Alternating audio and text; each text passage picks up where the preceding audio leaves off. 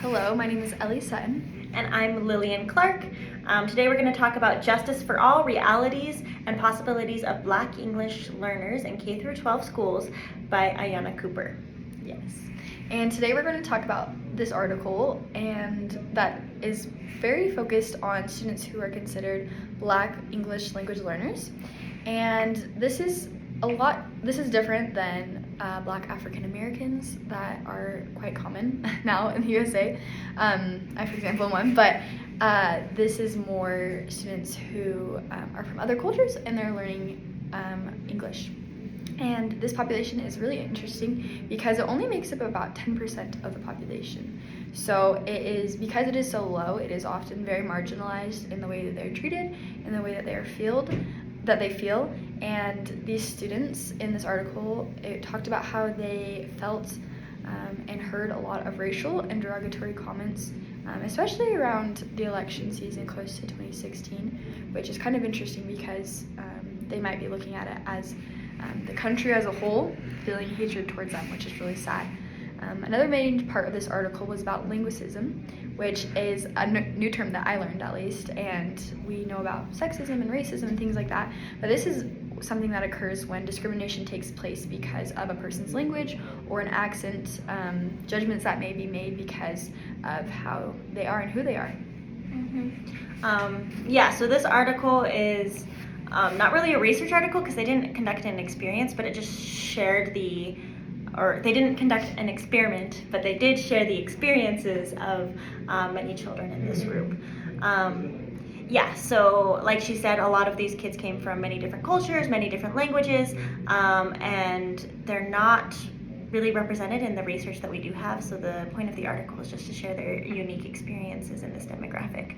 And then they found that they usually face struggles at home that educators aren't really always super aware of. Like a lot of them talked about needing jobs so that they can send money home to their parents, or one that I thought was really interesting and also really sad is that the teachers oftentimes expected them to know a lot about American history and American culture and things, even though that they were brand new immigrants and they didn't really learn that type of stuff in school because they weren't in an American school in the past. So I thought that was really interesting that even outside of like the language barriers that there are in education, they were still facing other things that were making them struggle and setting them back in school.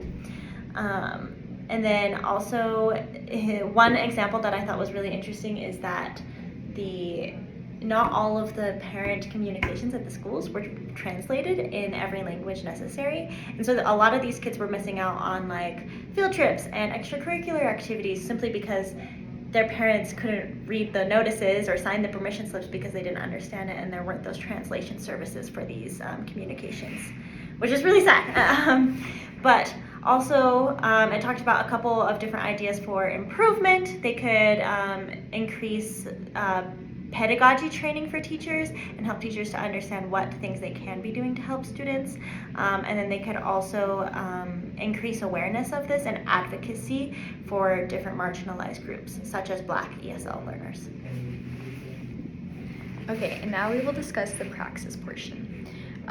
One thing that I really want to apply to my classroom is something that first has to start with me, and I just really want to focus on rewiring my brain for the quick or snap judgments, like what we talked about in class, that are often described as racist thoughts. I really liked what we learned, though, just about how it's not necessarily who we are, just kind of sometimes how we think, which is something that can be molded and can be changed. Unfortunately, it does only occur through a lot of hard work and concentration and practice, but that's something that I do want to try to be better about. Especially if like there's someone that I notice that does speak another language or they do have an accent, instead of making those quick thought judges, just see them as a person, and especially see them as Jesus Christ would. That way I can avoid the linguicism and those linguistic thoughts, and just giving everyone a fair chance and treating them equally. Something I want to do is to be aware of all of the different struggles that our language learners face, outside of just learning English. They're also learning a brand new culture and a new society and new customs. A lot of them haven't been to school, or at least the same type of schooling, so maybe they might not know to raise their hand or how to wait in line or what these social customs are, or like the example in the article, like historical facts about our country. They might not know everything, and so I as a teacher need to be I guess more aware of that there are different barriers other than just the language that we need to be patient with and teach them. So I want to be aware of that culture and also compassionate that they're learning something new, and that they're going to need extra guidance or extra help and support because of that, which I think is really important, because all of these kids deserve to feel safe in a school, and they deserve to feel like they know what's going on. And so those little like social cues or little things that everyone else just assumes is like so quick and easy and just second nature, it's maybe not for them. And so we need to be aware of that. Okay, now we're going to talk about the reflection portion. I found this article super interesting and very insightful, and it was really interesting learning about a group of people that I honestly did not know a lot about. And it honestly just blows me away every time that I hear about another group of people that are just dealing with discrimination and marginalization and things like that, because sometimes I just don't even think about that. So that was something that was really interesting to me. Yeah, I also liked this article. I liked how many specific examples it gave of these experiences and what it looks like.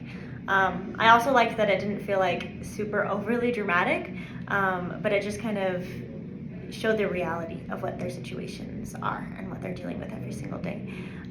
So yeah, it made me sad, but I appreciate the examples and the specific experiences that they shared.